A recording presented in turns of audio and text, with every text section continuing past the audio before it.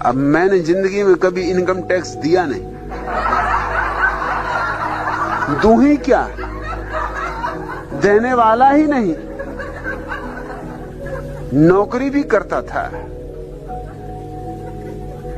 तो जब वो घड़ी आई कि तनख्वाह मेरी इतनी हो जाए कि उस पर इनकम टैक्स लगे, मैंने कहा कि वो कमी रहने दो, इनकम टैक्स की झंझट में कौन पड़ेगा। सो मैंने तनख्वाह नहीं बढ़वाई। जब वो ज्यादा ही जिद करने लगे कि तनख्वाह तो बढ़ेगी ही, क्योंकि वो तो नियम के अनुसार, तो मैंने कहा इस्तीफा ले लो, मगर इनकम टैक्स वो मैं नहीं दूंगा, अपनी जिंदगी में मैंने नहीं दिया। कौन इस झंझट में पड़े। कम तनख्वाह पे राजी था, मगर वो राजी नहीं थे। कहने लगे तनख्वाह तो लेनी पड़ेगी, वो तो कानून है, और आप क्यों परेशान होते, इनकम टैक्स तो थोड़ा ही सा कटेगा, तनख्वाह ज्यादा बढ़ती। मैंने कहा ज्यादा और कम का सवाल नहीं, इनकम टैक्स का गणित ही मेरी समझ में नहीं आता, मेरा गणित और।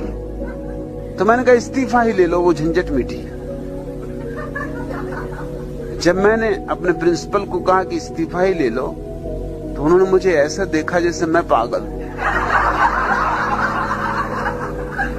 मैंने उनसे कहा ऐसे मत देखो, हालत बिल्कुल उल्टी है, पागल तुम हो। उन्होंने कहा आप ऐसा करो कि 7 दिन छुट्टी लेके विचार तो कर लो, नौकरी छोड़ने की नहीं। मैंने कहा कि विचार करके मैंने कभी कुछ किया। अरे निर्विचार ही तो मेरी शिक्षा है। उन्होंने कहा भाई तुम्हें जो करना, अपना सिर पीट लिया, तुम्हें जो करना हो करो।